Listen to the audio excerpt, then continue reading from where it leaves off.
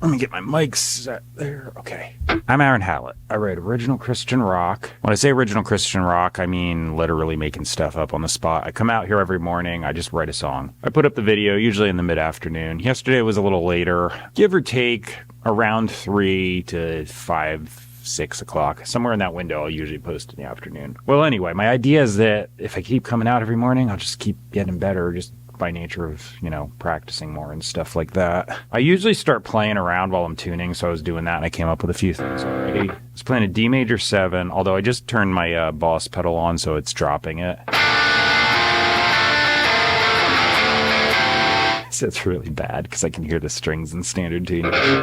Sometimes it's not so awful, but in this case it is. All right, one sec. What key am I in? So that's D major 7. I'm shifting to, I don't even know what I picked. Let me switch my drums over. Got Modern and Massive 2 currently going. I had been using Superior Drummer 3 for quite a long time. Decided to just randomly try some other things, so I got Modern and Massive 1. Thought it was pretty good. It's like a limited library. It's a contact library, which is a tad annoying, but for what it was, pretty good. And now I got this, which is very Superior Drummer 3 like. Although I feel like the just like literally the presets even right out the gate sounds more mix ready to me. Like you got to do a lot of work with Superior Drummer 3 sometimes. This, however, it's like turn the output gain down a little bit and you're good.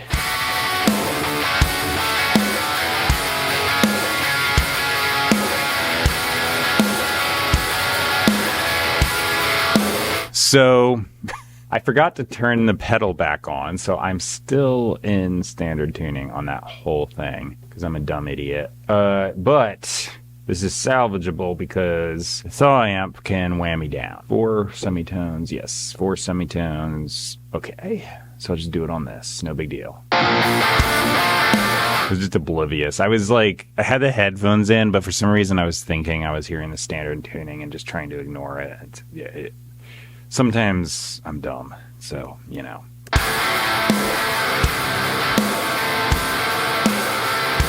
I hate this, but I think I gotta freaking recut that track. I've like tried to avoid it, and I'm like, it'll just be faster than trying to mess with all this stupid bull crap. Just do it. Okay, here I go.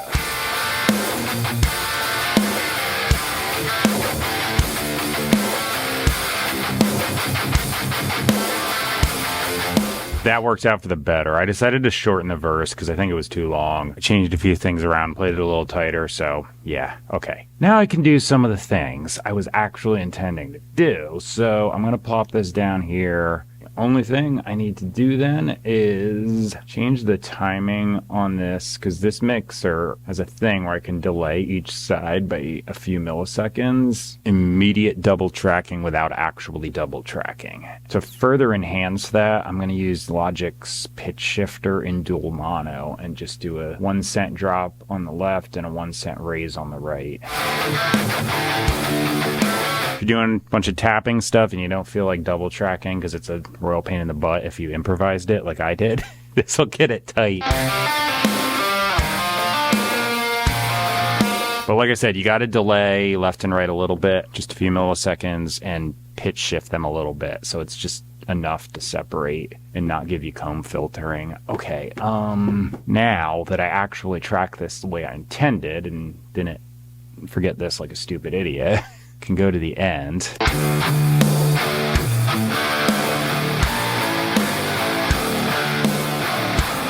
I'm going to do some layering, so first one, pedals on.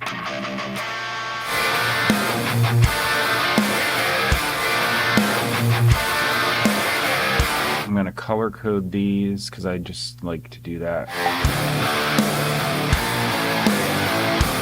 That's good enough. Pre-chorus, I'm only going to do this crunchy one. And chorus. I can't tell you how bad that sounds. I'm just ignoring it because I can hear the strings in standard tuning. So guitar solo.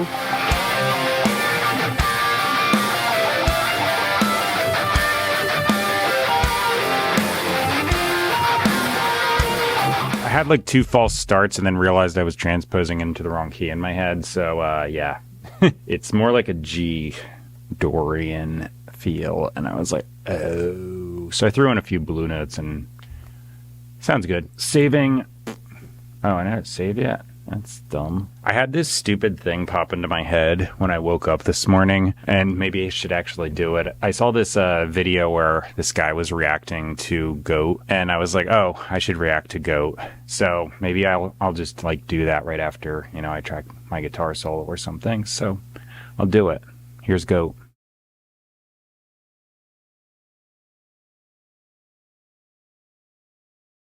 I have like this stupid idiot sense of humor sometimes.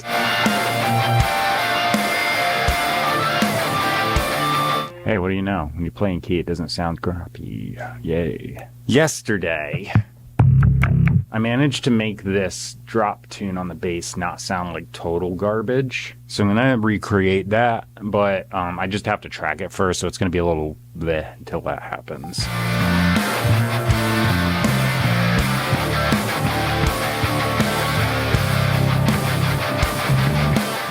Okay, so I just saved this as its own little sound, so this should be really quick and easy. All I've got to do is that, assuming it works. There we go.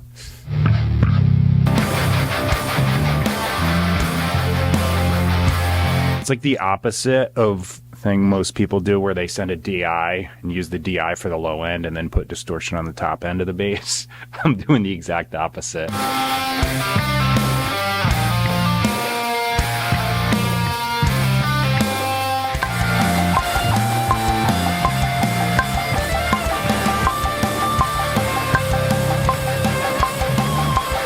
I just finished the drums. The ending is probably a little weird. Well, the last chorus. I forgot I had the guitar solo going. I didn't turn it off and I couldn't hear crap. I was playing on the click and I was trying to do like a different beat at the end. So it's supposed to be like a little bit of an off time syncopated thing, but it might just sound like a... All right, so let me listen to this last chorus.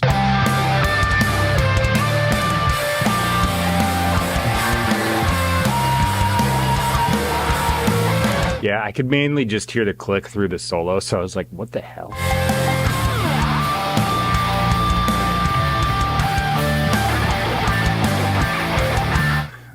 Okay, so currently I'm just using the amp stuff in this plugin, but I'm gonna go to simply the clean nothing sound. That's just plain guitar stuff. I'm gonna plop the thaw amp on this.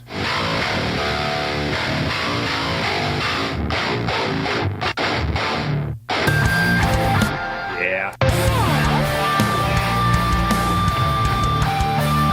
So it's super tuned down, but I cut a lot of low end out, so it's just adding like a little sizzly something there. It's just the end of the song and it's just gonna be ridiculous. So I'm just gonna leave that on the end, not do anything to it, or do anything to the rest of the song, because I just want that to be a sudden abrupt at the end.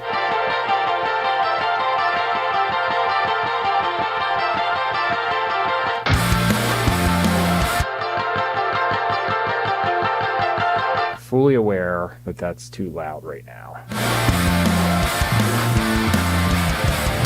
Alright, now I need lyrics and some semblance of vocals, so I guess I'll do that next. I just texted some lyrics in, turned the camera right back on, because I just looked at them and hummed a melody, and I think it works for the chorus.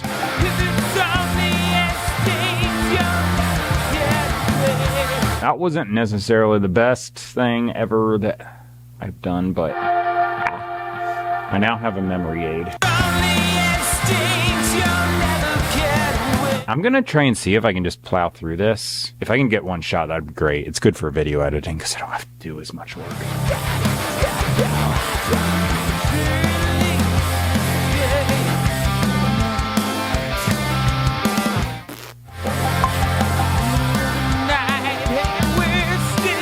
plan aborted because I got to the chorus. I was overlapping a little bit. I was like, screw it. Then I tried to go into the second verse and I screwed that up, so I had to recut it. I could just try again, but they were on time, in key, and I don't want to touch them, therefore. So, yeah.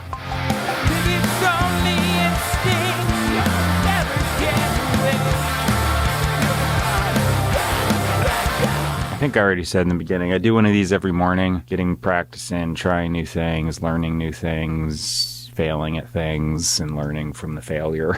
If you listen to stuff I did even a couple months ago, it sounds totally different. So I'm just constantly trying out stuff. Anyway, those lyrics I put down are going to be copy pasted from my phone to the bottom of the description box. The middle of that description box has a big paragraph listing all the places I'm available online if you want to stream my music. So if you see something like Spotify in the list because you use Spotify, go to it, type my name in the search bar, and you'll find me. At the top of the description box is a link that is Bible teaching. It's a website containing that anyway, and a hub kind of to get to a bunch of other things. Anyway, it's PastorMelissaScott.com. It's really good, on-point, objective teaching. I see a lot of subjective teaching online, which means they're importing traditional, denominational, personal, emotional baggage, skewing the meaning, screwing everybody up, and totally misinterpreting things. So this is the exception to that. It's really good teaching. It's super on point. Text in context, bird's eye view of the whole thing. What does it actually say? What were the writers intending? Grammar translation from the original languages to clear up a whole lot of problems, and just teaching. I think it's great stuff. I don't see anything else like it. If you're looking around and seeing a bunch of weird stuff, this is like going to shortcut you past all that. And even stuff where it seems it is good, a lot of times there's going to be misunderstandings because translating those original languages into English is going to screw things up. Like, just the word faith isn't what you think it is, or belief. So just from the Greek word pisteo, it's not the same thing. It's not a one for one. So most people don't even understand that, so they can't even apply it. So yeah, it's really good teaching, and if you know some of this stuff, it's helpful. So anyway, I will see you tomorrow because I come out every day, you know. That's it for this one. Thanks for watching. I'll see you then. Here comes the song. Bye.